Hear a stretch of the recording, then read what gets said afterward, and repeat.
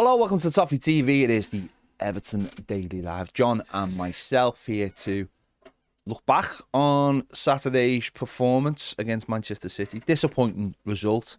Also, John, let me ask you this question just before we get into it. Just before we get into the footy, right? We're not looking back in anger, are we? No, but I just wanted to ask you this because I've seen a couple of people have mentioned this to me over the weekend, and it's like Everton's reaction to getting beat at Manchester City is like, if you go on the social media, there's all these little boss videos of Njai doing all these boss tricks and blah, blah, blah. It's like, got beat. Got beat. And I know it was Manchester City. And I know it's an expected defeat by many. But should we be really looking back and going, yeah, but Njai, look at those little tricky things. Do you know, no, we shouldn't. You know, yeah. I don't think we should. No. I think when you lose, you go very factual. Yeah. We lost. Yeah. If you're going to do anything beyond that, you almost have to do what we do: instant match reactions or player ratings or things. But it still has to be factual in that sense. Just trying to pretend you didn't lose by showing how boss and Jai was in the first half is not really going to cut it, is it? No, and I'm not being picky. Like, I'm not. No, I'm not sitting here for a moan, by the way. Ditto. I sometimes look at that kind of stuff, and I know Njai played well, and I know when the game's on, and you're maybe looking on social media, people are talking about it. And go, wow, that's different. That's different in the game, isn't it? They should show it if they can in the game. Yeah. The result hasn't been played out yet, and that's you can look and go. But after the game, you can look back and go, well, where was Njai for the first goal? Could he have done better? Not blaming the goal on him whatsoever, but like, find that stuff really strange straight after a game of football. Maybe looking a bit further on in the week, you start going, oh yeah, couple of magnificent bits of skill, blah, blah, blah. But I find that a little bit strange, because if that had been the Merseyside derby, which is the same sort of, okay, it hasn't got the same, whatever you want to call it, rivalry, that'd be the main word. But after the Merseyside derby, we wouldn't be sitting down going, oh, we got beat, but did you see what Njai did? Unbelievable. I find that almost like the football clubs in Everton are not the only one, but it's almost like they're trying too hard to please the fans, or too hard to find positives, when sometimes you just go, you know what, we got beat, disappointing, draw the line under it and walk away. I just don't. Yeah, I think you nail it when you say trying a bit too hard to be upbeat. Yeah, you know, you can be upbeat by doing the we go again thing with a foundation of fact, can't you? Yeah. And stuff. So yeah, I mean, it's an interesting one, but I'd go for what you just said, which is during the game, if we've just done something great or whatever, and you're allowed to show a little clip, I don't know whether they are, but then you would show a lot of Ndai then, wouldn't you?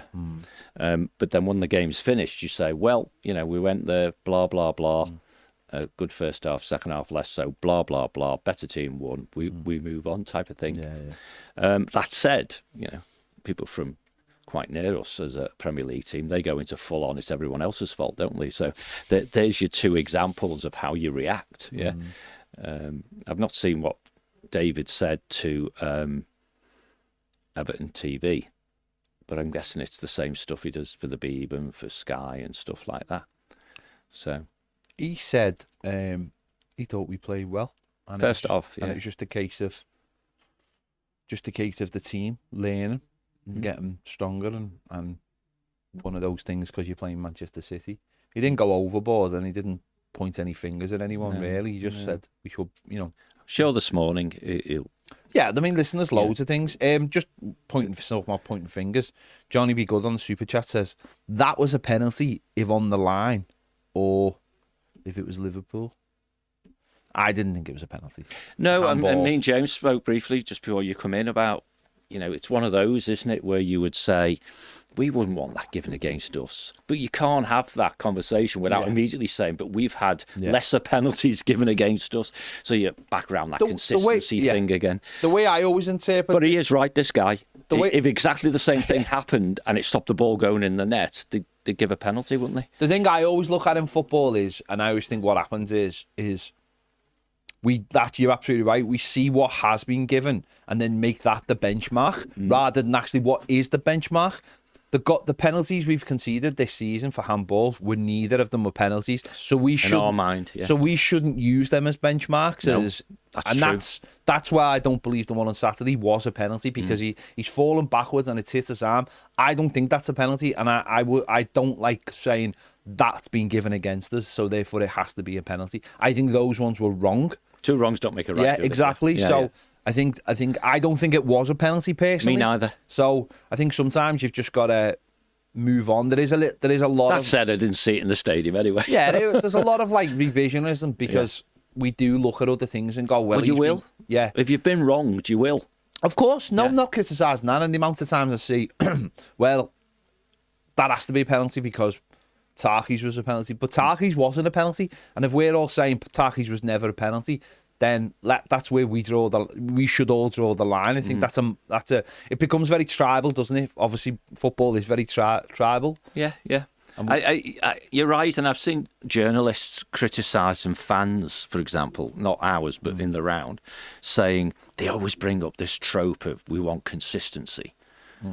And the argument from the journalists, which, by the way, I don't think he presented it particularly well, but has some decent foundation, which is the very nature of the limited number of laws of the game means many of the decisions are subjective. Yeah.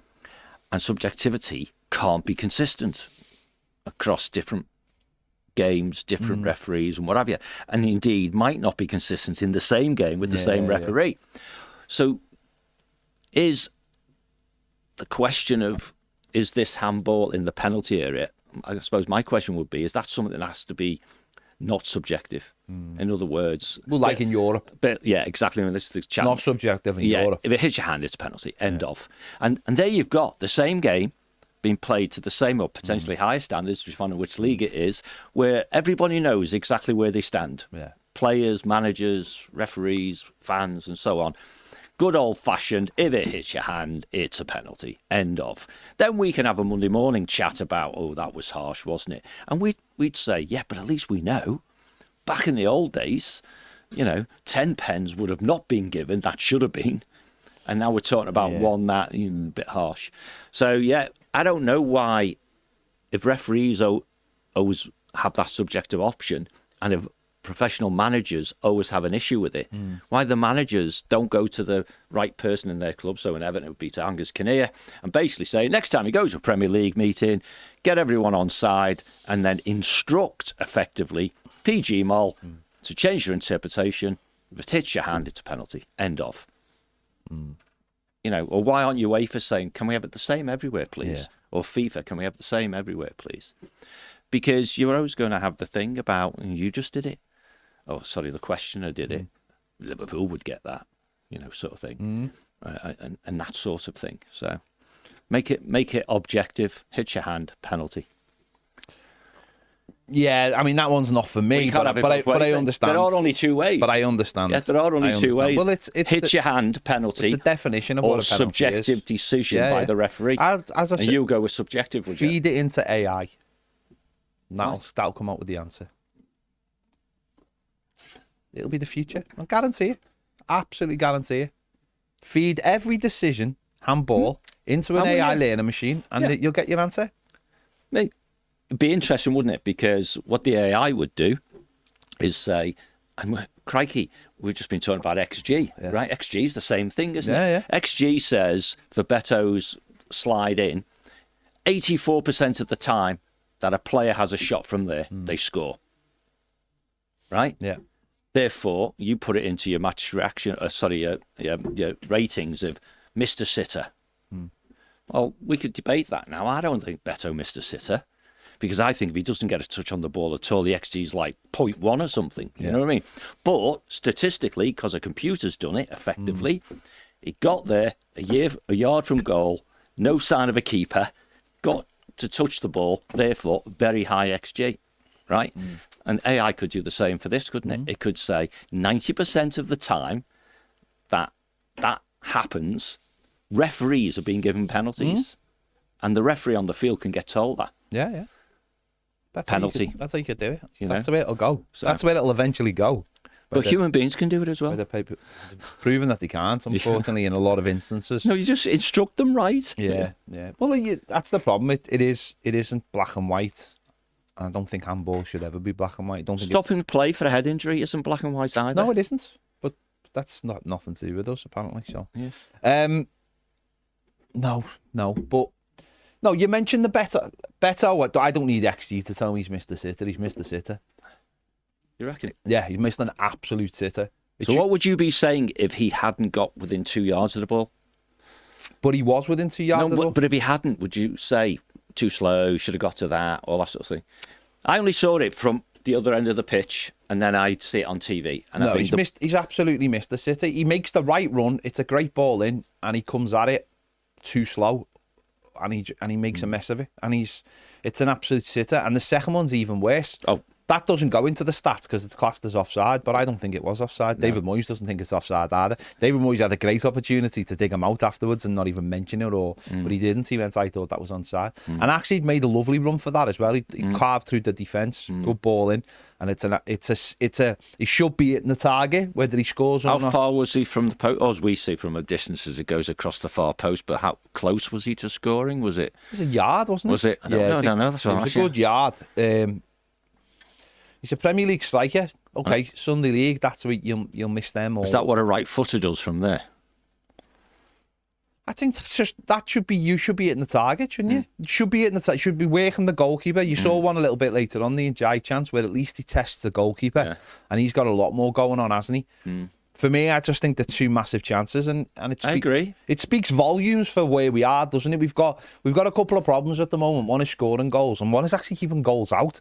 We're not defending. We're not defending very, very well. Both goals were not great. The first one's absolutely shocking. It's shocking from two phases.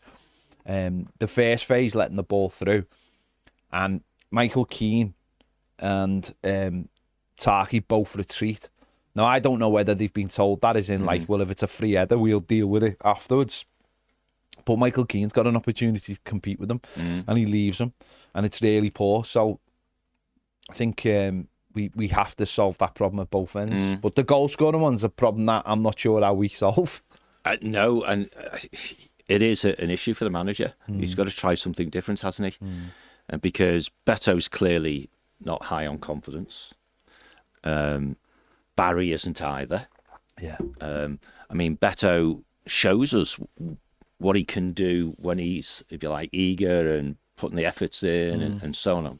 When he came on against Palace, for example, and probably made a difference. But the reality is he's not a top-class Premier League centre-forward. Barry may be one day, but we haven't seen enough to see whether he can adapt to the league and so on.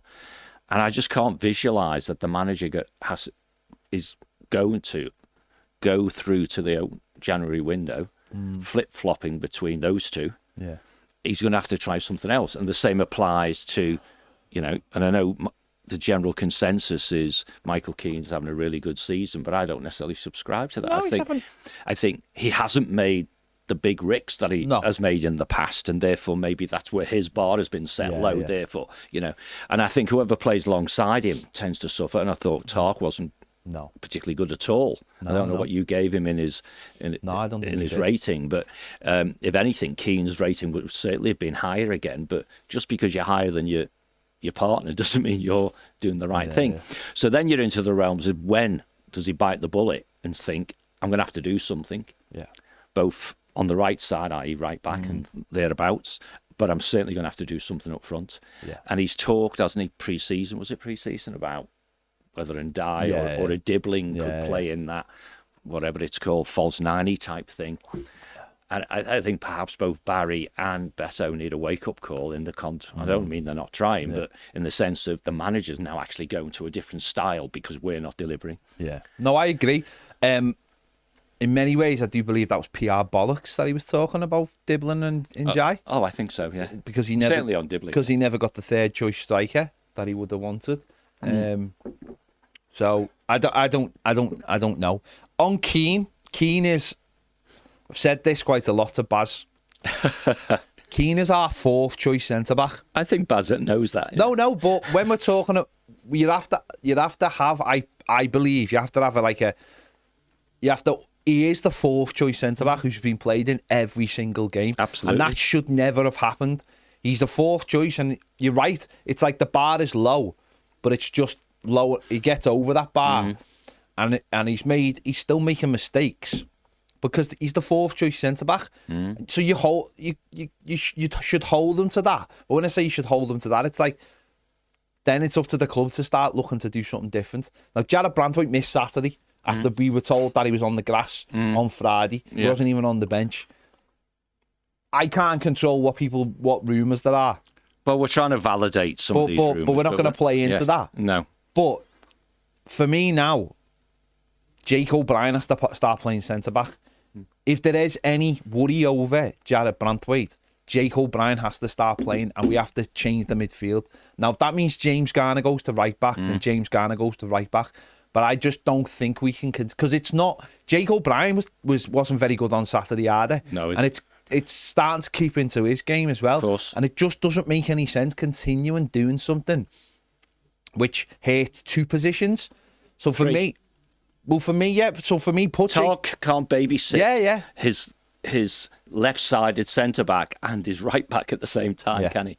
And so you get caught between two. Well, towards the end of the game, John, we could have conceded 4 in injury time. Easily. We looked so slow. We looked tired. We looked old. They were trying to play a high line, and every time, just one ball round the back. And I know it's Haaland, but God, drop 5 yards and just don't give him the space. Haaland must be gutted. Not that he didn't get a hat-trick, that he didn't get 4. Yeah. Because in another game, those chances which Pickford saves, he just slots them. Moyes did say afterwards he felt he sort of hinted that, like, I'm glad it didn't end up looking embarrassing, because it wasn't an embarrassing performance. No, it wasn't. But we have to change something, and I think Jake O'Brien going back to centre back is got to be the way to look at it. We've been playing the season almost like one game at a time. Well, no, because we knew Brandtwaite was going to be out for like 8 to 9 weeks, and it's gone a little bit longer, hasn't it? We have to, if we can make do, was what we got ourselves into. Because we thought, but I had this in the summer about the right back position. For me, it was so important, and we never did it, and it's coming out more and more just how. I just could never understand how your first attempt at signing season was a right back, and then you never tried to get another one, like at the same level. Yeah. Anyway, but for me now, I think Jake O'Brien. If you're gonna have to have another period, if that is the case, then for me, Jake goes in, and we sort of, and James Garner possibly goes to right back, because that makes more sense to me. We've got midfield options. If we have been prepared, which we have, because we did it, to play James Garner at left back in a Premier League game. We can play him at right back in the Premier League game, can't we? Yeah. And because there's decisions to be made there about starting 11 anyway. For the next game, and before we know it, guys will be going off to the African nations, and therefore we need to get our act together, right? And some of that might require Seamus to do minutes as well until the window opens. Yeah, he played back to back for his country. I don't know what the standard was like in that, but and so therefore the manager does have issues where he has to make decisions, and part of that, he won't want to make too many, will he? Changes. No. So it's almost like for the Tottenham game, is he going to make the defensive changes, or is he going to make the offensive changes? Because unlikely, you would think, to do both. But those other players will still be on the bench. Yeah. You know what I mean? So if it's not working, he can still go, oh, bugger. Yeah, that's not working. But I don't think Seamus has got ragged as often as Jake did, simply because he's just got slightly different physical attributes, but a bucket load more experience as well, where you can mask your physical shortcomings, can't you? Yeah. Through experience. So interesting times. Well, 4 points off Champions League, so ever the optimist. I just felt like I just look at the team now and how other teams are coming together, and I just think you can get away with it for a while, but I just think you need a right back playing right back. I think Jake, he's just getting exposed. You need a right back playing a right back, but you play James Garner. Anyone can play right back of a certain physical condition. Yeah, I yeah, think. okay. If you're, I don't think you can be 6'5" and play fullback. It's hard. You need a low centre of gravity.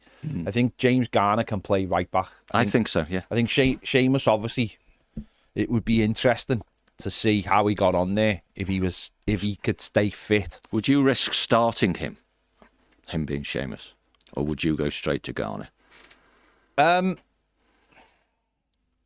See, he played right wing back for Ireland, so it was slightly different. I know, yeah. And he did play well because I watched both of the games. He did play well, but international football is definitely slower. I think I'd probably start James Garner there because we do have midfield options, mail and roll. We could play Dewsbury Hall deeper and put Carlos Alcaraz through the centre where he's much better. Felt sorry for Carlos Alcaraz. I did as well, yeah. Because he was just shoehorned into the team and it was like, you're doing a job and the job is not the job he wants to do and you're playing against the worst team.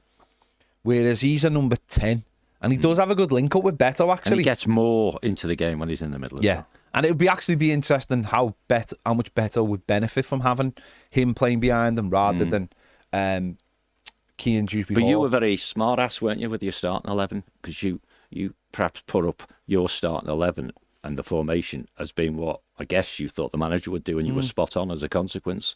When me and Baz sat here and we wanted Alcaraz, obviously in the team, so Grealish can't be. Yeah. To do what you've just said, ultimately. Yeah. No, which would have had somebody else out left, not on Dijk, because you don't want to make too many changes, but let Alcaraz be the centre player. But it'll be different because you would have to make a decision, but it almost leans towards, does it not? Grealish comes back in. You play Alcaraz in the middle 10 role. Dewsbury Hall drops back alongside Garner or a bit more advanced, and James goes over to right back. Yeah. And right now, days away from it, we'd all say, that sounds all right.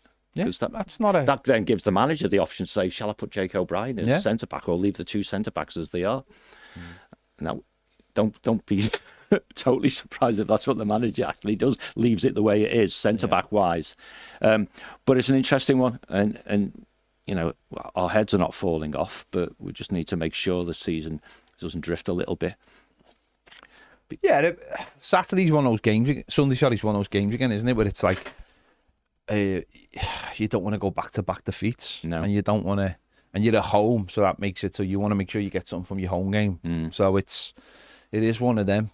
And the league, the way it is, teams are starting to fire now, aren't they? Teams are starting. Yeah, Villa are picking up. And, you know, United have got the win, and you don't want to. Did they win? Yeah, you don't want to get caught. Did United win? Wow. You don't want to get caught in that group again. No, you don't. You want to be in this separate group. Yeah, and the league's very, very strange. Of course it is. Because it's the promoted team. One of the promoted teams doing very well. The other two are obviously Burnley beat Leeds at the weekend, didn't he? So, but yeah, just want to keep it ticking over, don't you? You do. And what we didn't get under the soon-to-be-a-manager again person we had before is go long periods without picking up any points at all. Exactly. And so you're ticking over is spot on. So if you took a very simplistic objective for the next game, retain your undefeated run at the new stadium. Yeah. So that's clearly by definition something you can cling on to. So that's minimally a point, isn't it? Yeah. Then you go to an away game and think, well, let's get a point there, and it doesn't look great in the sense of points acquired. But that, as you say, well, okay, we've overcome the defeat. Let's have our defeats isolated ones where we always get something after the game after it. And it just ticks along. And with the ownership we've got and where we should be on regulatory, barriers and PSRs and things, then we just perhaps might need to do more in the January window than we rather hoped. So let's see. Oh, we do loads of business in January, and I hoped we do loads of business in January, if I'm honest, because we need a centre forward. I don't think it can be ignored.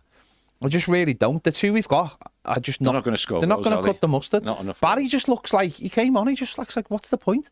He could have threw me on, and I'm not like, that's realistic. By the way, that's like as in that's what happened. It's not. Can't get into this thing of like what we want to happen or what we think will happen. That's what happened. He came on the pitch again and looked like there was a different game being played from the one he's playing in, and that's not good. You throw your and Moyes threw him on so late in the game as well that it was like he knew that's where he is in the game as well, and that's really worrying. I think.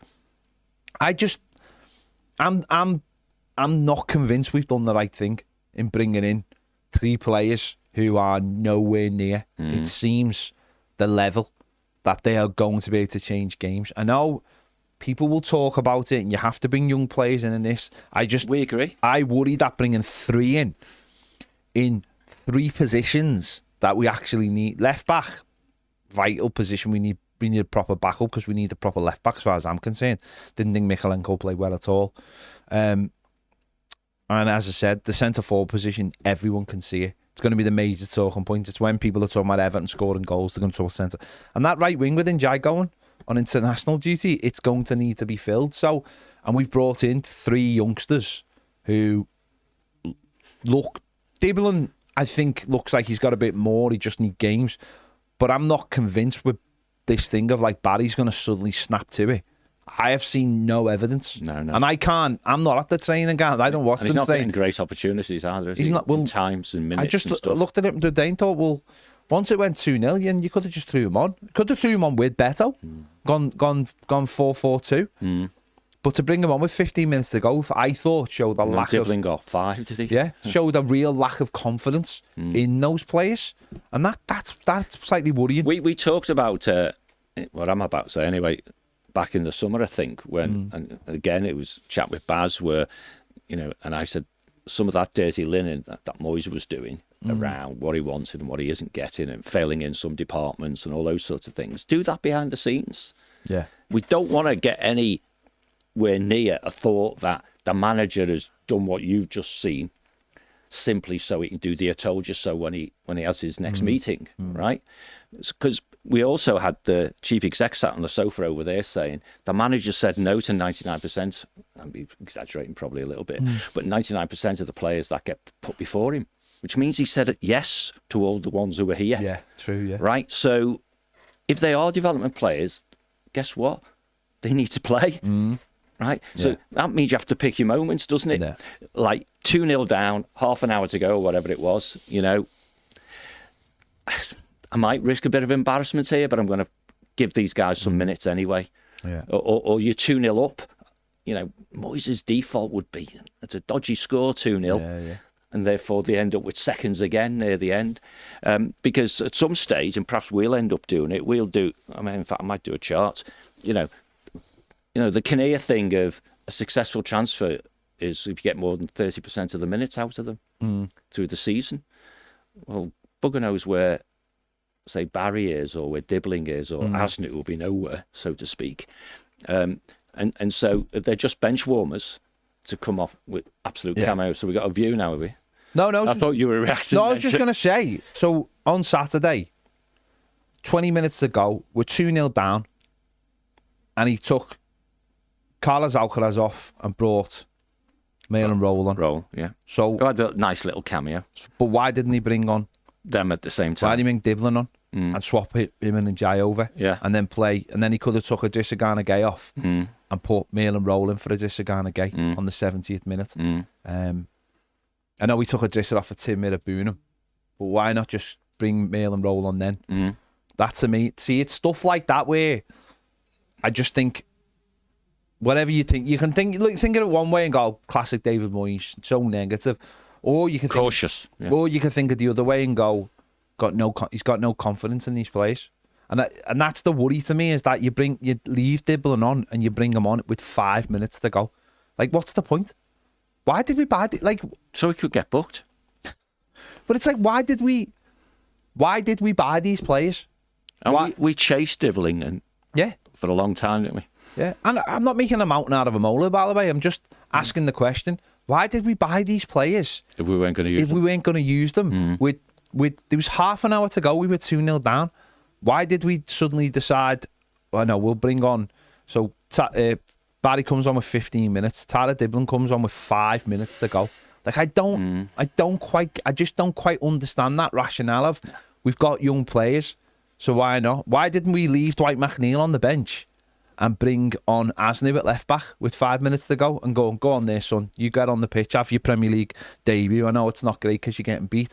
That to me is the real concern of the situation, because we will pick up injuries, we will pick up suspensions, we will have injuries.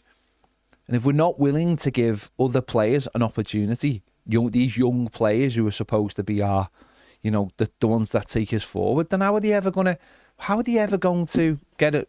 How are they ever going to learn? That's like almost three. Dibbling goes from starting last week and playing 45 minutes to coming on with 5 minutes to go. I don't get that at all. I can't. As much as I like David Moyes, I'll never understand that side of him. No. I'll never understand that side of him. Me neither. It's been there since, like, it's not always been there at Everton. It's almost been there since like the second half of the first time around, when things started getting a little bit like, it was different then. There was less subs and stuff. But I'll never get this side of him, where it's like, why are you being so overcautious when you've got an opportunity to drop these young lads into the team? They're not going to be hurt by the fact that we're losing. They're going to go and try and get you more goals. But it's something you said it before. It's saying, well, we don't want to lose any more goals. And I just, at times, it's like, well, how are we ever going to get these lads going then? It's a little bit weird. You can't develop players without playing them. Yeah. Because the only test is being in a Premier League game, isn't it? And if you're playing against a Manchester City team, right, who, they're not the best, are they, at the moment, but they have got a goal machine. Yeah. I mean, Ian Lynn's just WhatsApped me and said, they have got a goal machine. No, they have, but we still had chances to score, didn't we? Absolutely, and in the first half we had chances, and overall the performance wasn't too bad. And perhaps you should say that, really, because when we talk about, let's call it the negatives about what happened, it sounds like we're being negative, but no, we're breaking. There's no value in talking about how good we were. We started the show by saying, didn't we? Yeah. It's not a case of sitting here going, oh, wait, look what Njai did. We know Njai was fantastic for the first half, and then he dropped off in the second half. The manager said he looked a little bit tired. He did look tired. So why did you take him off with 5 minutes to go? See, they're the decisions I find strange from the manager at times. Those decisions. He looked tired. Well, why don't you take him off with 20 minutes to go and give Dibbling an opportunity or whatever? Been different if it was 1-0. Yeah. Right? But, is there an Everton fan out there who didn't realise, as soon as the second goal went in, that's this game done? Yeah. Really? Of course it was, because we were terrible. And then we watched, because of those tired players, maybe, or perhaps a lack of form or whatever you want to call it, it could easily have been 3-4-5 anyway. Yeah. But you send on three youngish lads with something to prove at the same time. If nothing else, you bring some energy to your team. And City, because they love the ball, are always going to give you an opportunity, really, aren't they, to get goal side and all that sort of stuff. You could have sent Haaland on, for example, and just said, show you can defend. Yeah. And by the way, we're talking about a team that nearly conceded 4 goals in injury time. We're not talking about, we didn't go the rest of the half, and we were perfectly fine. We nearly conceded. Haaland could have had a hat-trick in the injury. A different hat-trick in injury time. Yeah. So it's a case of, as you said there, John, it's not a case of going, we played terrible. We didn't play terrible. But we played at that level that you go, we were all right there, but we got beat 2-0. So it's against a very good team who are not necessarily playing very well, no, but they got loads of good players. But that's what annoyed me more, because they never got out of second gear.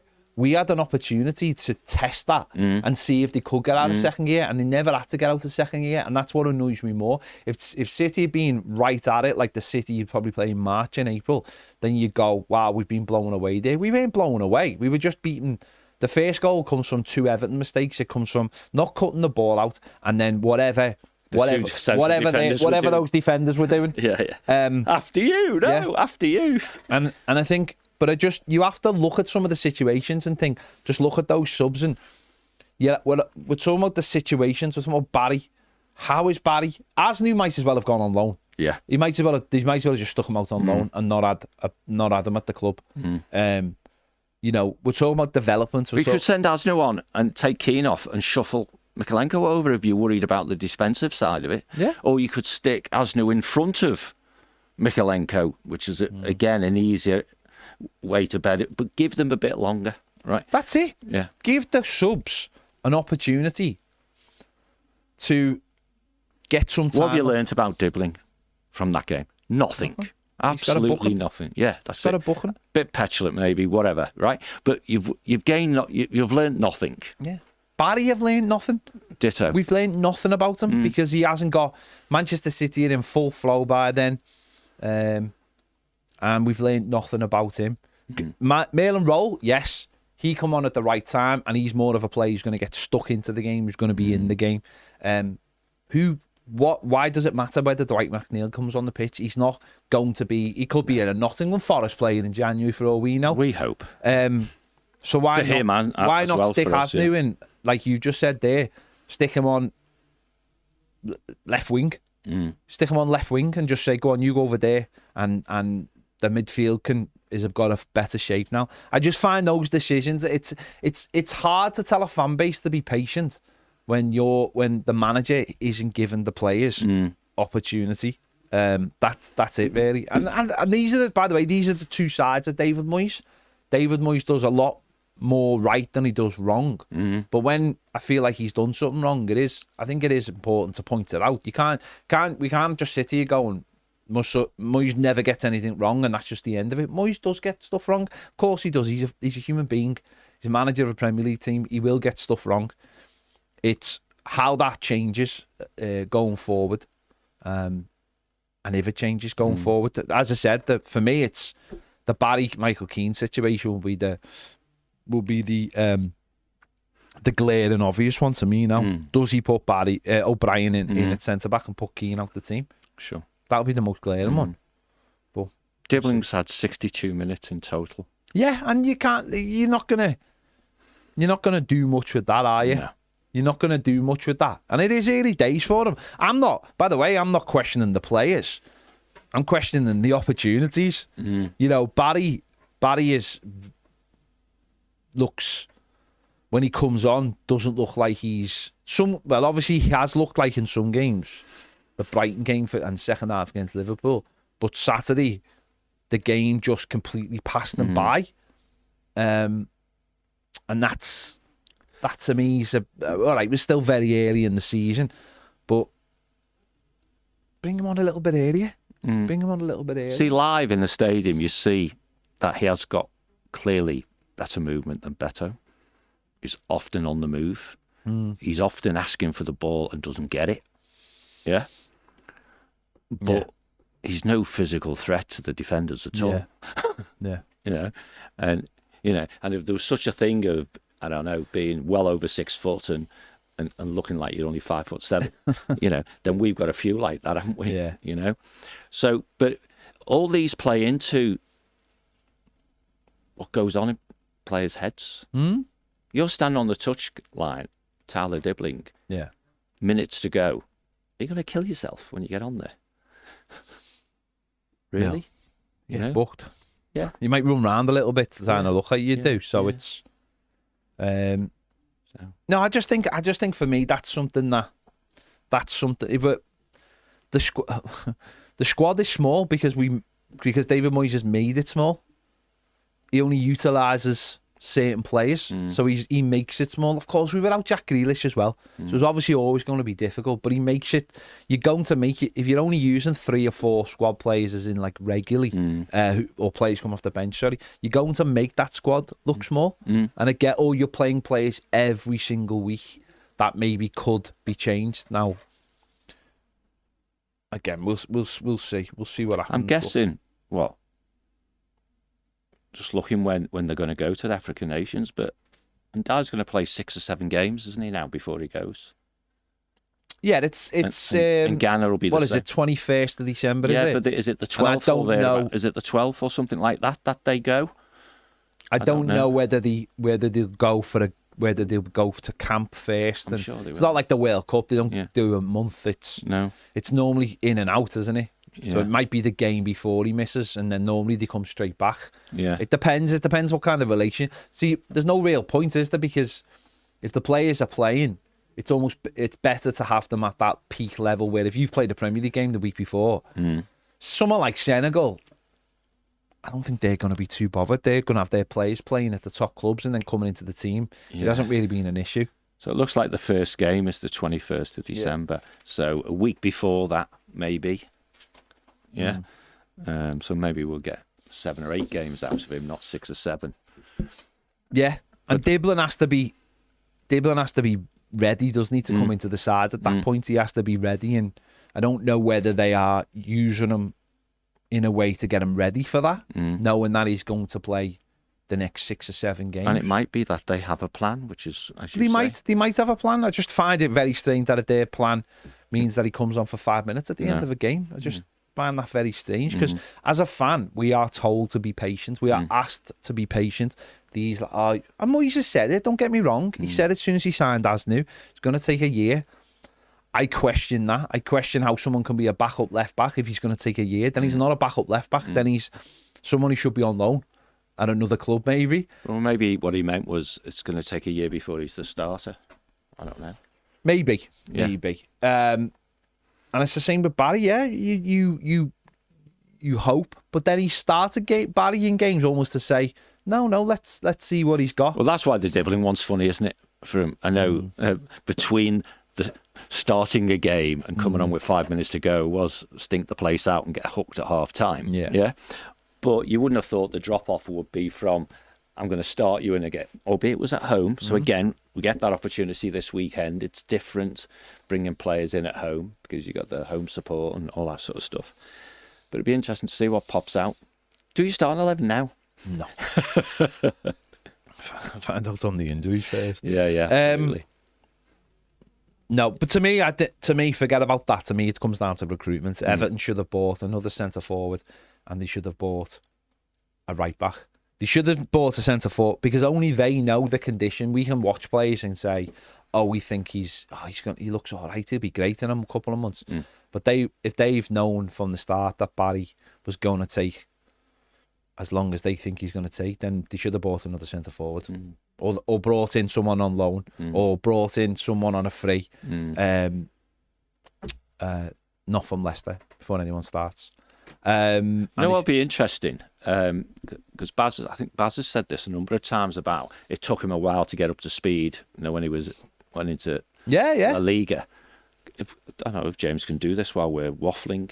How many minutes did he get in those 10-ish games that he took to get up to speed? Because again, if he was playing most games or starting most games, that certainly helps you get up to speed hell of a lot more than coming on with 15 to go. But like you said before, though, for someone who's as big as he is, he doesn't look big. No, he doesn't. He doesn't look. I think people underestimate the difference. Spain, in particular, isn't a physically big league. No, it's a techie league. And I think that's why when you look at like Barca players and Real Madrid players, and you look at their physical presence against other teams, their players look so much bigger and so much. I mean, we've all seen the pictures of like some of their players. Same with Bayern Munich and Germany. When you look at some of their players against players who play for other teams, look at Mail and Roll. But it looks like there's not nothing really, does it? It does.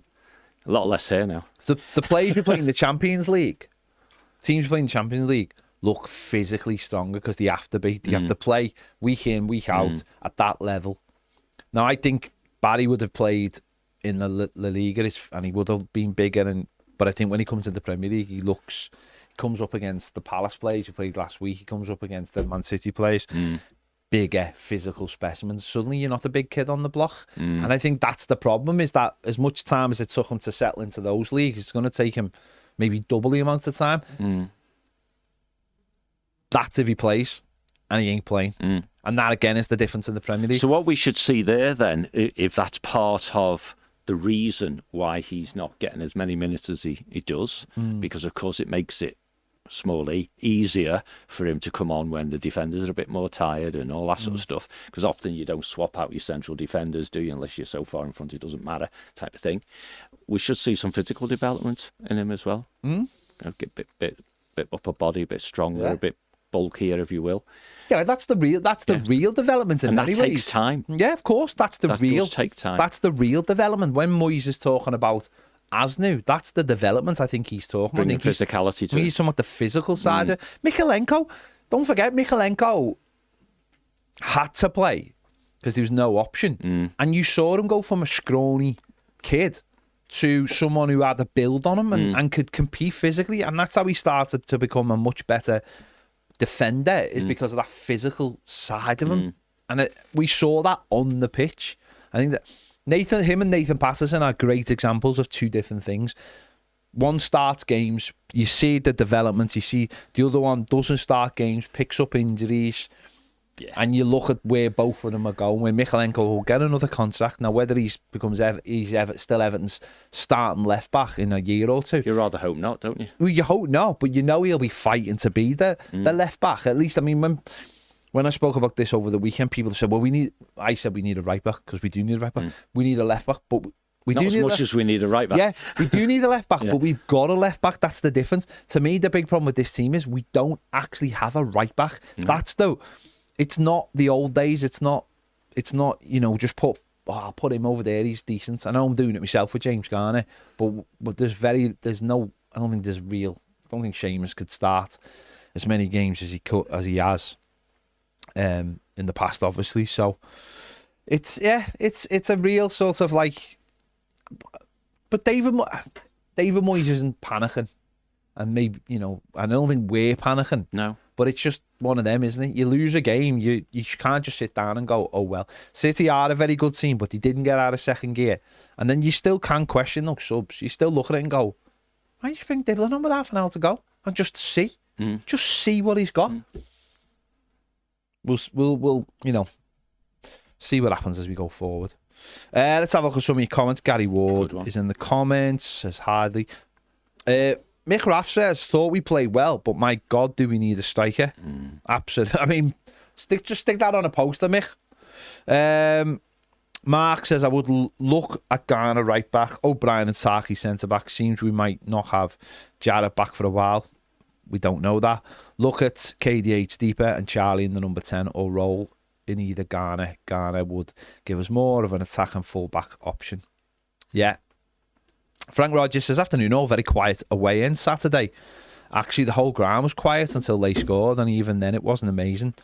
My son's second away game, Newcastle last year, was his first, which one was amazing atmosphere, but he was very underwhelmed by the Etihad. Anyway, onwards and upwards for Spurs. I think that's a good point, because when I went in and you walk up the steps and we were on level, whatever the one above base is, level 1, is it? I don't know. And the first reaction was, because we've got such an amazing stadium, was looking at it and going, it used to be quite impressive. And certainly all the money they're spending on the North Stand and all that. But then you look at it properly and you realise, a bit like the Emirates, for example, but clearly not as bad as West Ham. At the sides, they're quite a distance away from the pitch. Yeah. The lower the ground level pitch side bit is very shallow, and all that sort of stuff. And they just bring home what our stadium is like in comparison. And of course, their equivalents of a home end seem to be all the people who've migrated from the Kippax or something. So they're down the side. Yeah. Right? They're not behind the goals. Kippax was down the side. Was it? That's what I mean. Side, Sorry, that's what I meant. Yeah. So it's like they went from the Kippax to down the side. So as you're looking at the pitch, and it's the South Stand that the away fans are in, then their noisy ones are on your right. Yeah. And you're right, or the person's right. They didn't wake up until they scored. Yeah, but then we were quiet in our last game. Let's not sugarcoat. Yeah, we'll have a rep for it being awesome, but it's not yet. It is interesting though. That's a good point you make. Though. It is. Yeah. It's not always about the fans. It's about where you put the fans. Oh yeah. That's a big thing, isn't it? That's a big thing. And they have moved their fans around a few times, haven't they? Especially because they've done the stand you were in, and now South Stand was done a year or two back. Now they're doing the other stand, and they've, I believe, all like the cheaper tickets used to be sort of down on this front, and then they moved them and put them higher up, and that's where the sort of how do I phrase this? Tourists. Oh right. Tickets were. Yeah. That's where those tickets are, and I know that's why City fans kicked off last season about it. And again, that's the thing, isn't it? When whether you move into a new ground or whether you change where the people sit in the ground, it's gonna disturb. It's gonna create it's going to mean things take longer, which is what we found, obviously, at Hill Dickinson. I mean, when I got the digital, because there were digital tickets to get for the first time, I think. Can't remember if I went last season whether they were digital. They've been digital for home fans forever. Yeah. But I put the seat number and the block into Google, and it come back and it looked like I was on row 2, literally, at ground level. So not going to have a great view here, are we? I've been down there before. But it turned out to be the next level up on row 2, with no one sat in row 1. It was all, so when they put black stuff on it. So no one can do anything. Use the seats. So row 1 in the first level up, it wasn't used at all. But I think it's because the wall's only about this high. So maybe they have issues with thinking people jump up and run to it. But again, athletic stadium. Well, that's it. That got changed. Yeah. So I think I've only ever been on the lower bit in recent years. So as soon as I'm in the slightly upper bit, that's where I could see. You could see the curve, just like the Everton at West Ham. Well, you're right what you say about the sides, though, because they have those double advertising boards, don't they? Yeah. So they're like one advertising board, one behind it, and it makes it look like one big one. Yeah. But they are quite far away. Richie says the only solace is we've already been to the Etihad and Anfield so early in the season. We've got a good set of fixtures to build some momentum before the next international break on the pitch. We're crying out for 2 new full-backs and a centre-forward, as everyone already knows. I'm hoping it's obvious. It can't be ignored by the recruitment team in the next window. Hopefully not. Blue Jay says, afternoon lads, disappointing result at the weekend, but I don't think that Everton played badly. If we have a centre-forward capable of putting the ball in the net, maybe we could have got something. They were simply more clinical than us. Yeah. Well, I said that after the match. We had no centre-forward. They've got the best centre-forward. By far. That's the difference, isn't it? And when your centre-back decides not to mark him and thinks I'll run back to the line and try and clear off, it doesn't work like that. More than half the Premier League teams in the division have scored less goals this season than Haaland has in the Premier League. Yeah. And it was interesting that the header, he just very not dissimilar from Beto's. Obviously less players around, but he headed it down and it went in. Yeah. That's because he didn't head at the goalkeeper, that's why. He headed it where the goalkeeper was coming from, didn't he? The old car crash thing, wasn't it? Aim for the vehicle, because by the time you get there, it won't be there. But he's just incredible. He barely did anything in the whole game. And he could have had 5 goals. And he could have easily have had 4 or 5 goals, because he's just patient, isn't he? He keeps doing the right thing, which is finding space. Yeah. And, he's a master at what he does. Totally. And he, all the time, he's between the 2 central defenders.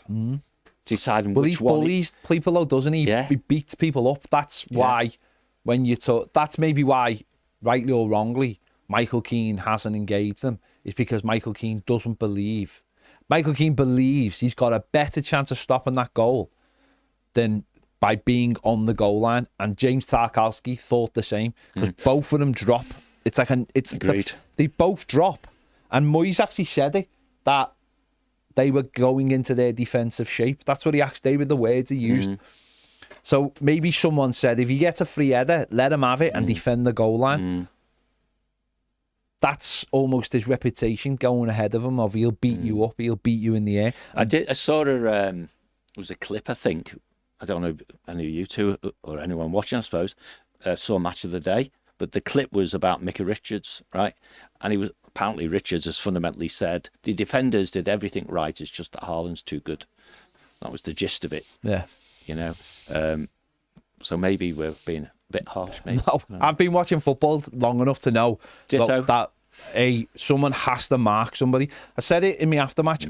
When I was watching the Ireland game the other night, there was a header and it was Ronaldo, and it would have been typical Ronaldo. And all Collins did, Nathan Collins, was just lean into him, and he forced him by leaning into him to head it the wrong way. Yeah. And that's all he did. A free header should never happen if you're a defender. I don't care whether you're playing Sunday League or you're playing Premier League. There's some things that are just ingrained in defending, and one of them is trying to compete in the air. And if you get to the situation where both those defenders have concluded in a split moment, I can't get to Haaland in time, then the errors occurred prior to then, hasn't it? Yeah. So. Well, you can watch it. You can pick that goal up earlier, and you can see Michael Keane standing next to him, and then runs away from him. to me, someone just said, did you see his movement? No, I didn't see his movement. What I seen was him stand still while all the defenders moved away from him. That's what I saw. A defender has to have movement as well, and his movement, he goes the other way. There's no, I don't know why there's no need to defend one of our players there. Michael Keane gets it wrong, as far as I'm concerned, and as far as a lot of other people are concerned. You mark your man. You mark your man. That's fundamentally, that was defending always. Yeah. There's probably coaches watching this who say the percentages game maybe is to drop off. I mean, you saw Van Dijk, goal after a minute, and he is Mr. Finger pointing, isn't he? Yeah. But he was recovering to a defensive position. Yeah. Meanwhile, the fella ran round him and scored. Yeah. So I do wonder how much they get it drilled into them. And it's interesting that you said the manager said they were getting back into their defensive shape.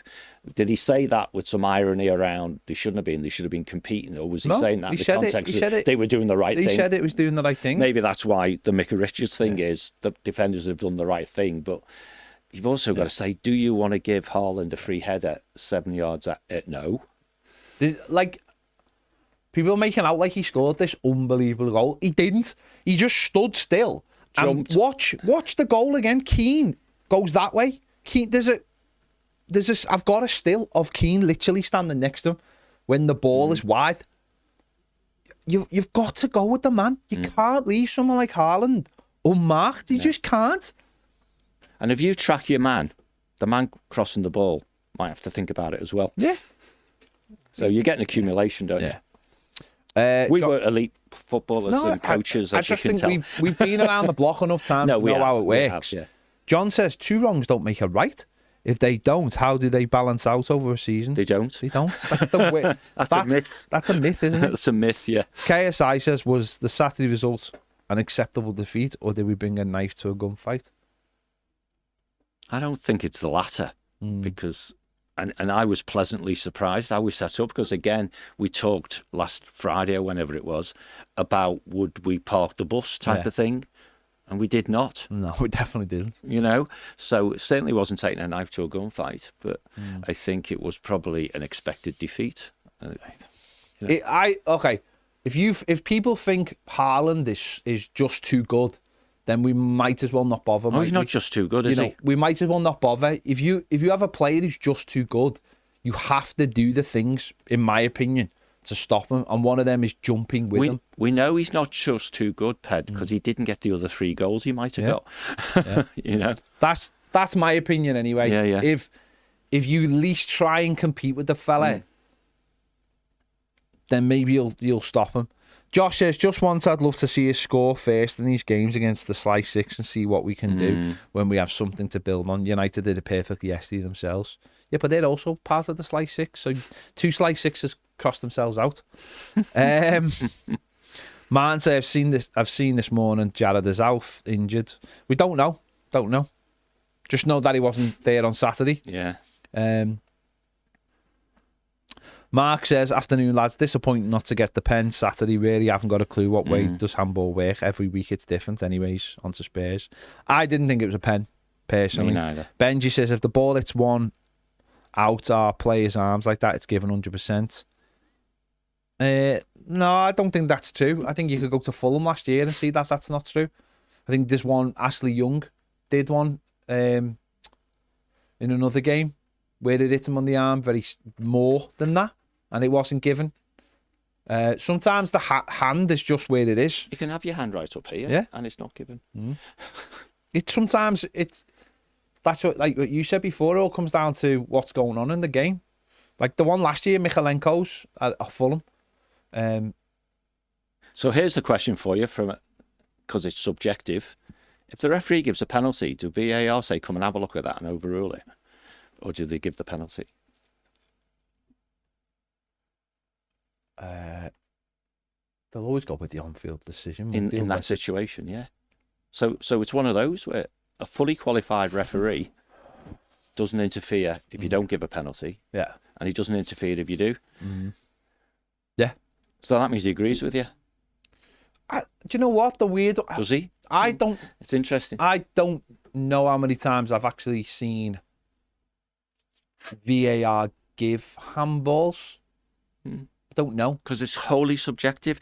The only thing VAR do logically is, did it touch his hand? Yes. The refs give a pen, so we don't get involved. Handball, just going back to it, it's not handball if it hits your hand. It's just not. No. It's where your hand is, which is the issue. Now, that has become the problem. So when it's supposed to be, the natural position is nonsense. It's absolute nonsense, because the only unnatural position for your arm is if it's on the couch over there and I'm sitting here. That's an unnatural position. Yeah. There's no such thing as an unnatural. There's no such thing, because that's subjective in its own right. That's subjective, isn't it? So it's whether what's the other one? The silhouette. So when Toffee done his, that shouldn't have been a penalty because his hand was by his side and they said he leaned into it. So what? So what if he leaned into it? It doesn't matter. See, what they've got into, refs, haven't they, and VAR may be the most, what's driven this is they've trying to justify a subjective decision. So the referee sees it and thinks, I think that's handball, penalty. I don't think that's handball, no penalty. And then VAR, because they review everything, either chooses not to interfere, right, or calls him over, right? Yeah. The funny thing is, they've then invented things like making your body bigger, right, moving towards the ball, all that sort of stuff. So you go down the checklist for Tarkovsky and go, did he make his body bigger? Nope. Yeah. Did it actually hit his hand? Nope. Did it hit him in the space which we classify as handball? Yeah. Yeah.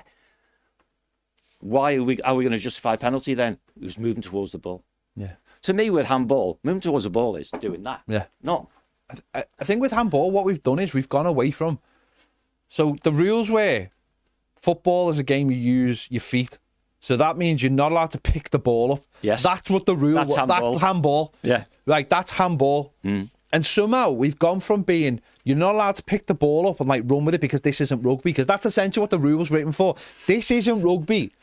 So you're not allowed to pick the ball up. Unless you're the goalkeeper. It's a very simple rule. It's not even a rule. It's a description of the game. It's telling you the difference between this game and rugby. And we've somehow got to a situation over 150 years later to now you can't have a silhouette or all these mad things, where really the essence of the game is you're not allowed to deliberately handball it like Luis Suarez did, or we've seen players knock it off the line. That is fundamentally handball. Everything else then, like you just said, becomes subjective. Did they move their arm to block the ball? Yes, that's another good example. But when someone smacks it against you from 3 yards and it hits your arm, that is, for me personally, that's not a penalty. That is not a penalty. Handball is an offence if a player deliberately handles the ball. So deliberately is subjective, isn't it? If their hand/arm is in an unnaturally bigger position, or if they score immediately after the ball touches their hand/arm, even if it's accidentally. And that's that forward thing where forwards get penalised more than defenders. Yeah. So if the ball hits your hand for any reason at all and then you score, it's handball. Yeah. If it hits your hand and you don't score, it's not handball. Yeah. That's just mad. Yeah. Just going back to Jacob Brien, seen a couple of comments. I've just watched Jacob Brien have 2 man of the match performances for Ireland at centre back, because that's his position. Right, I won't really call Jacob Brien out for one reason, because he's not a right back. He's 6'5" playing right back. Him playing right back had a shelf life, and I believe that shelf life ended at the beginning of the season. Personally, that's what I believe.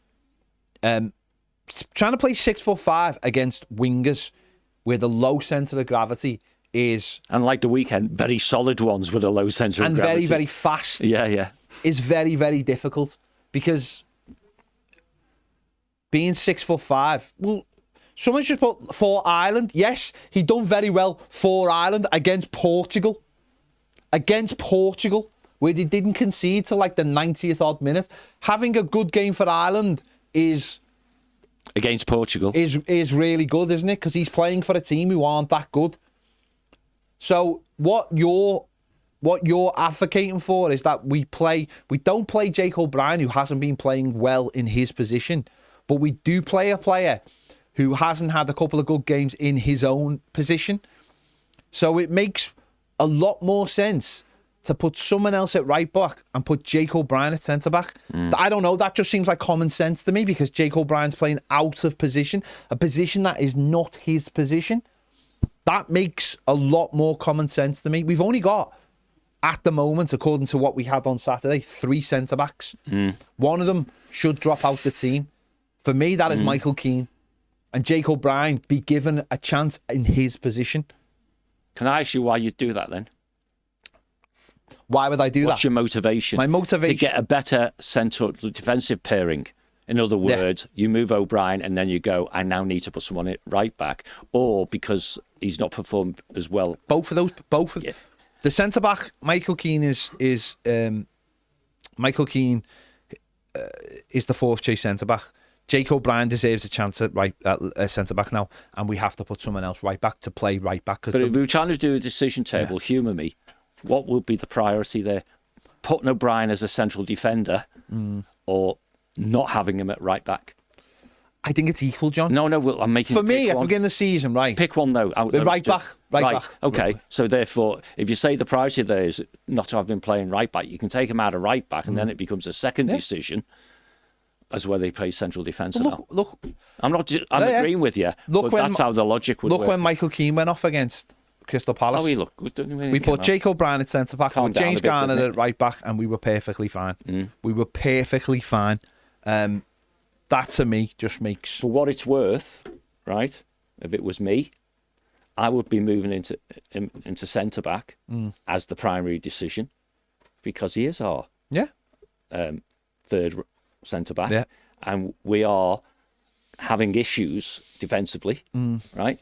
And then my second decision is who to go right back, rather than I'm going to move him out of there. My second decision is whether to start. And actually, that might be the decision, which is keeping Jake O'Brien at right back and keeping Michael Keane at centre back, is that we don't have a right back that he believes. He might believe that taking James Garner out of midfield means that's a problem in midfield. That's a midfield issue we shouldn't. And I wouldn't want to take James Garner out of midfield, but at least in midfield there are.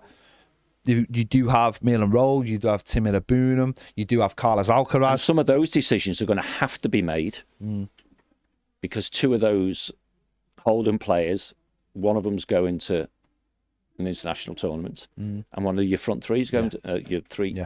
In front of them are going. So the manager's going to have to do this anyway. Yeah. And I think I'm with you, but my decision table would be I want Jake O'Brien in at left centre back. That will probably make Tark play better.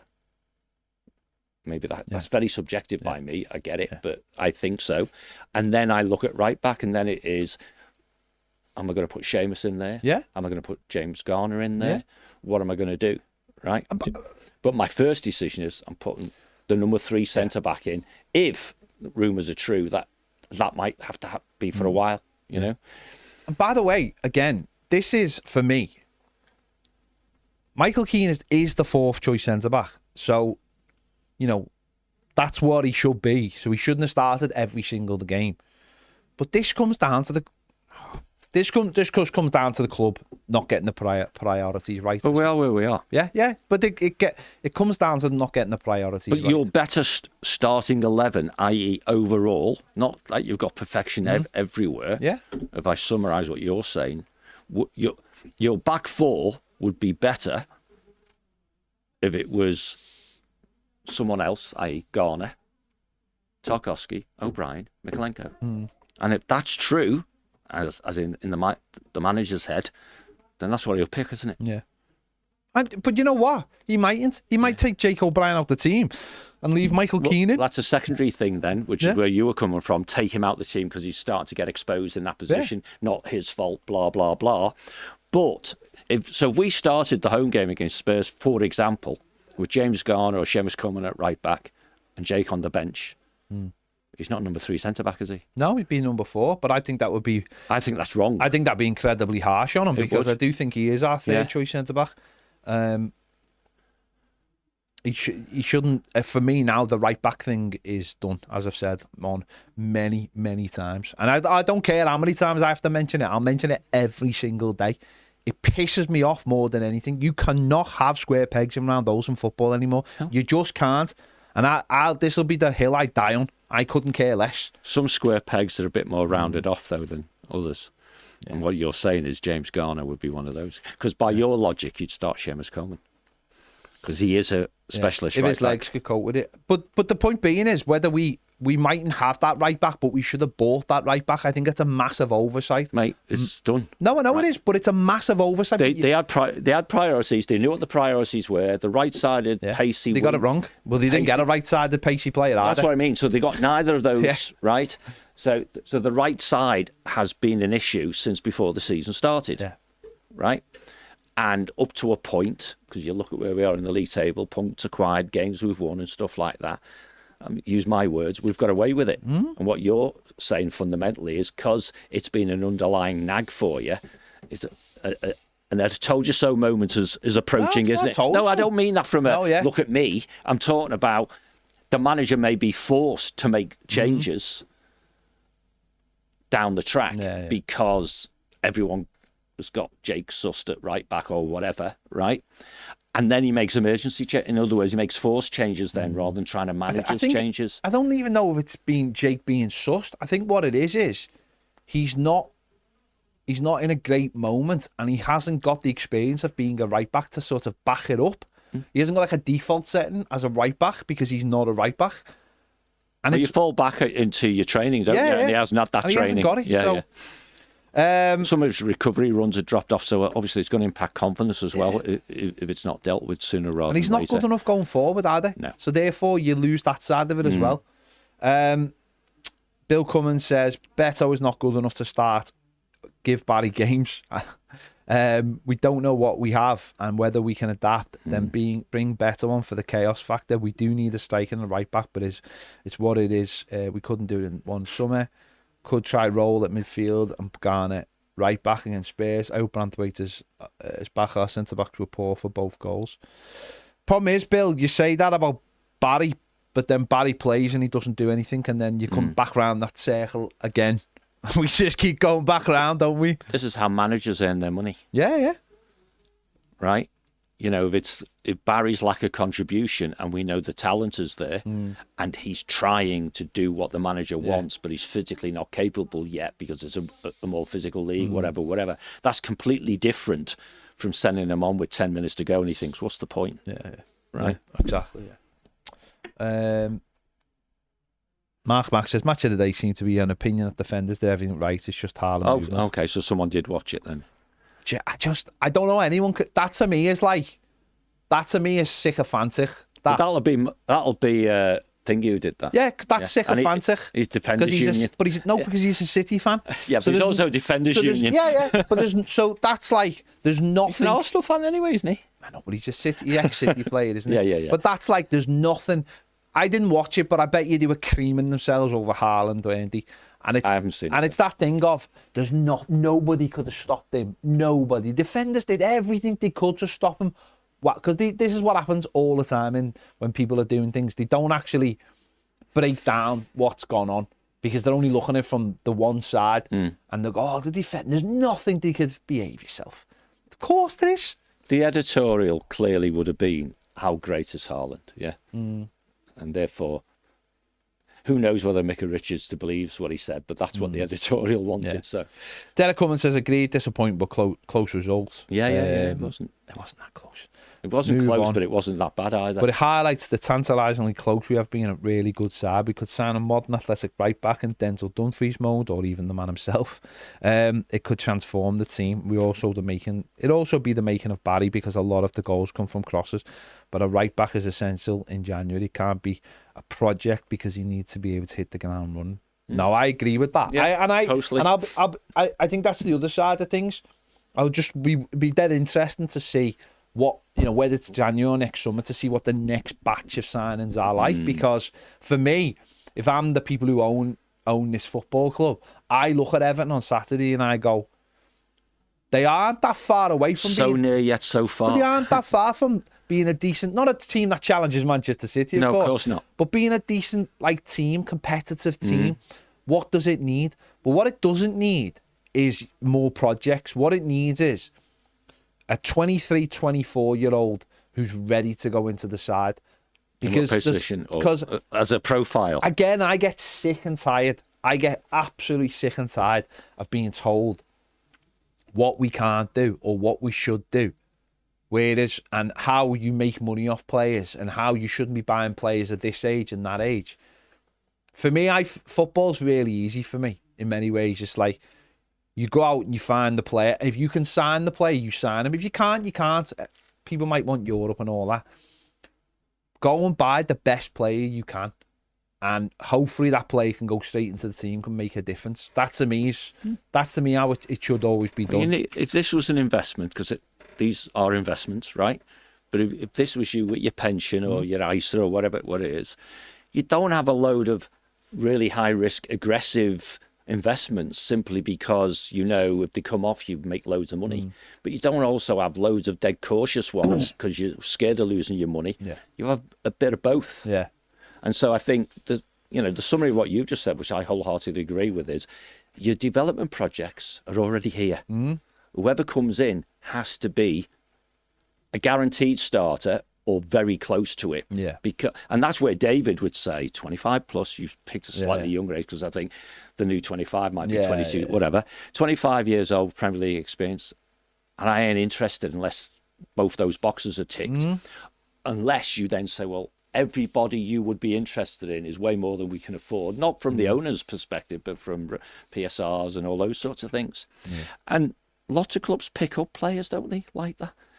Yeah. There's players playing in the Premier League now who are dead solid and do what they do and might be better than what we've got. Look at the one that springs to mind straight away is Juve that West Ham signed. They paid 19 million for him, or £19 million deal, and he's straight into the team. And straight away when we played them, everyone went, "Ooh, he looks the business, doesn't he?" Now, no one else was competing with West Ham. 19 million. He's 20 years of age, and I remember Baz going on about him for ages. Yeah.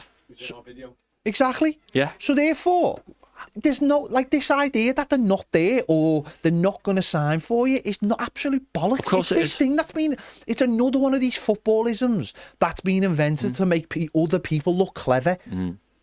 Oh, there's no way you're going to get them, and they're one for the future. No, But there's also, you're talking about truisms and all that sort of stuff, right? It's also a truism. We don't know if we went for them or not. No, that's. And you go, no, I want to play in London because that's a good point. But I imagine if we had gone for them, we would have heard about it. You would hope so. But there's always this thing of you can't sign those players. Oh, there's nobody. There's a 22-year-old out there right back playing right now who's physically capable of being our right back, and we probably could have played less than 25 million for him. I absolutely guarantee there is somebody that could be out there, and for whatever reason we didn't find them, or we chose not to look at them, or we spent the 25 million somewhere else. Or we spent the 25 million on somewhere else. But don't get bogged down. It just makes me roll my eyes every time. They don't exist. That they don't exist, or they're out of our reach. Brentford, Brighton, others find them all the time. Or it takes 5 years to find them, or you have to stick them on loan. No, there are players who are out there who are physically capable, and there's loads of them. I am amazed by the amount of names that get thrown, and you're just like, why didn't we go for him? Was right back a priority, do you think? It should have been. Does that mean that our manager turned down 99% of the right backs that were offered to him by the recruitment Possibly, team? Yeah. And this is where other people will go, well, this is why you need a director of football. Well, no, you still have the process, right?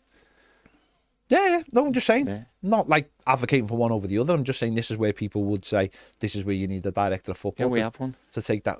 We haven't got. We have a committee. Yeah, we have a committee, but we don't know what that committee consists of, who has the final say, or whether it's 3 people or whatever. Well, but it's that thing about who has the final say. The process. So we don't want to go down this hole really, but the process should say that committee, if that's what it's called, right, is what decides, right? If you get into a situation where you can't get consensus, yeah.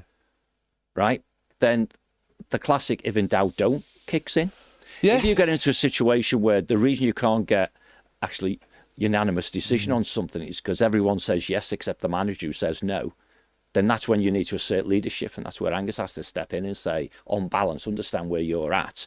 You're the guy who's always, 10 games away from getting the sack, and therefore you want 25-year-olds with Premier League experience who can go straight into your team. And this guy is 90% of that, and he's 5 years younger, and he's got upside, and da-da-da-da.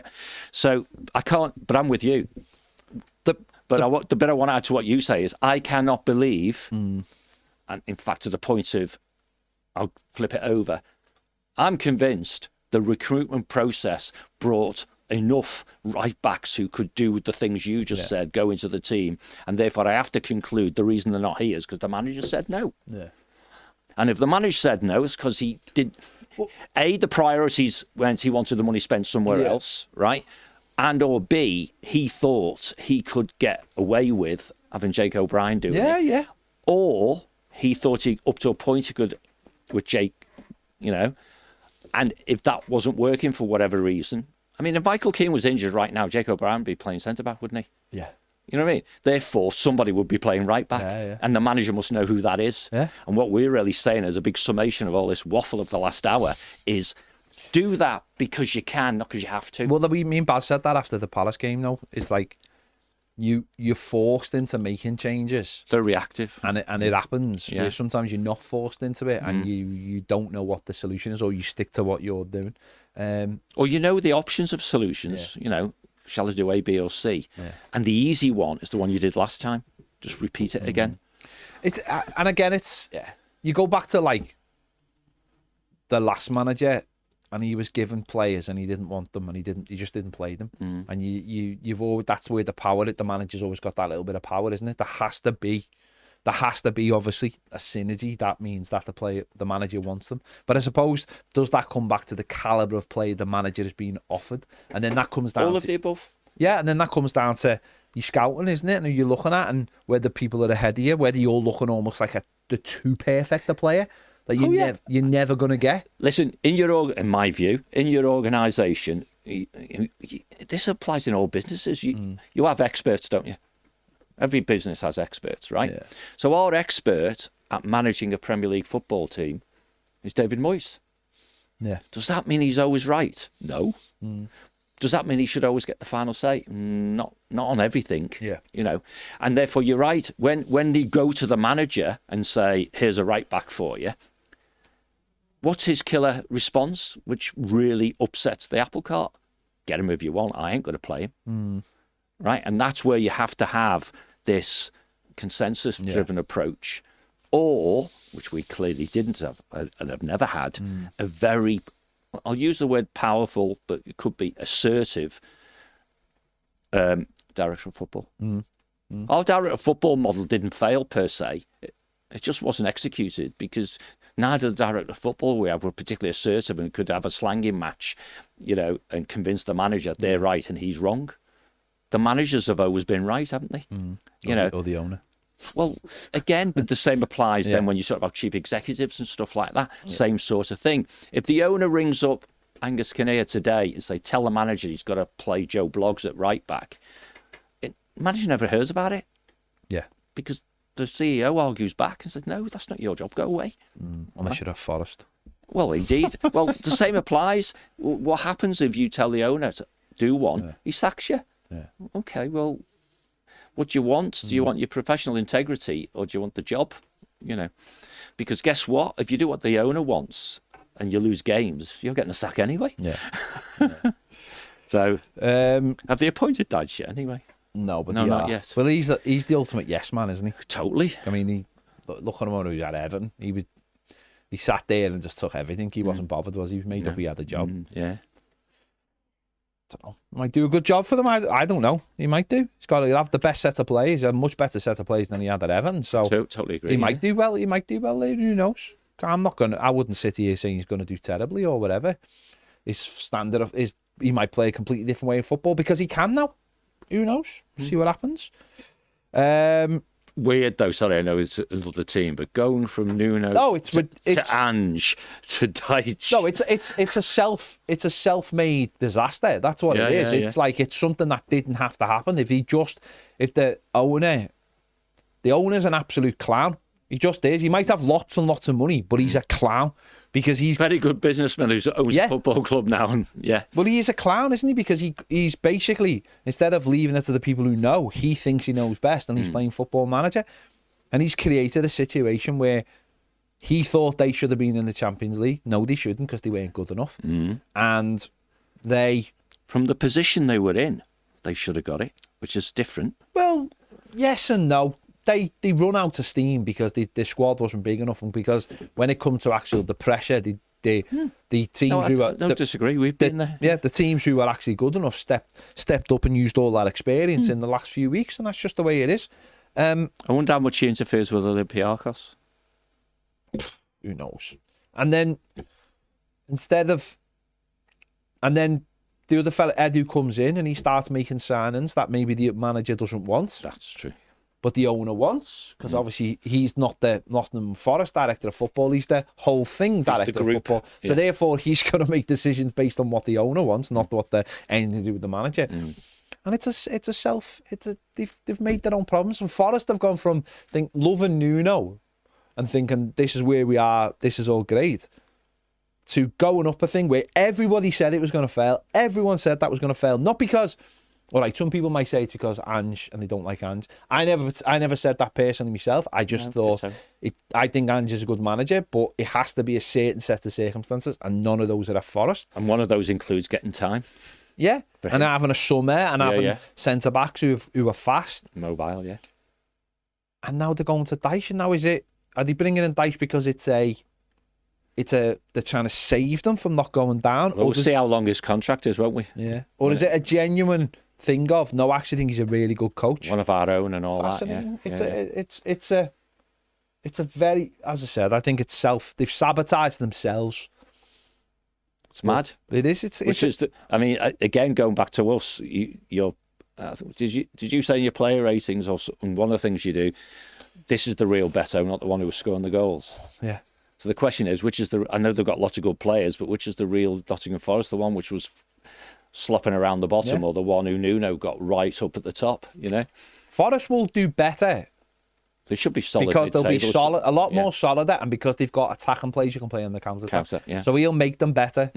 But it's how long that lasts, isn't it? Before the owner gets frustrated again. Well, not even that. It's how long that lasts before people work that out and say, well, hang on, we can still get round. I watched a bit of them on Saturday. They were awful at the back. Really? And that they just, that's what Postecoglou couldn't get a tune out the front players and made them defensively weaker. He needed stability. And he's got lovely payout now. So, I don't know. Listen, it is what it is. Dyche done the job he was asked to do. The first year, yeah. The first couple of years. And then the last year was absolutely just winding down his contract. And we were going nowhere with him. But I'm astonished by everything. Graham Potter's become the Sweden coach today. I see. Yeah. Gone back to international. So he's gone back to international. No, Sweden are in a bad place, don't get me wrong. Yeah. But but football is the land of falling upwards, isn't it? Yeah, it is the land of falling upwards. So I'm astonished that Forest will have looked at him when I'd have really pushed for maybe Marco Silva, but then there's some more PSR problems because of all the payouts, which is what we faced, obviously. But listen, he knows Nottingham Forest. He can get on the phone to John Robbo. He can get on the phone to Gary Bartels, and I'm sure they'll sort it all out. But football is just mad, isn't it? It's just mad. Totally. Blue Keeley said, never noticed that tattoo ped used to watching on my phone and not a big screen. Which one? Okay, that one, I'd imagine. You can't see me other ones.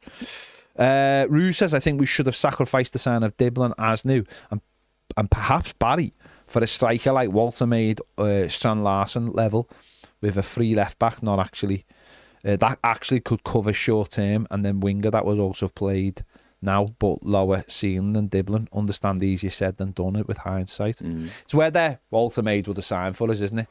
But Baz gave me the choice of the two in the summer and I said Walter made. I'd have paid the extra, but it's whether you could have got him. He's gone to a Champions League club, hasn't he? Ultimately, but he's scoring goals, and that's the difference. He looks ready-made, whereas Barry doesn't look ready-made.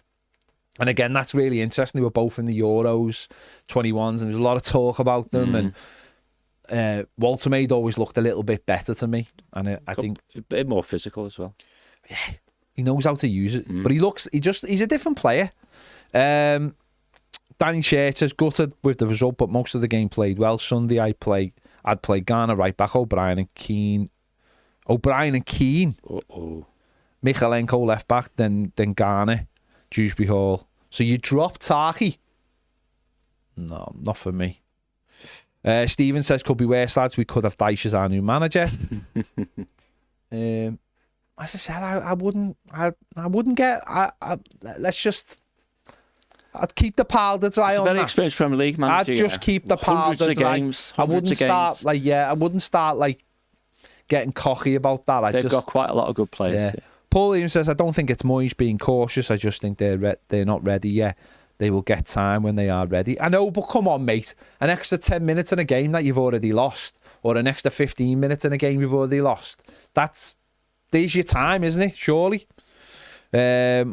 We surely all know it takes time to build a squad and a team. He said goal difference in his interview in the league. There's that, but that's the point, isn't he? He's talking about goal difference, and we're talking about giving players.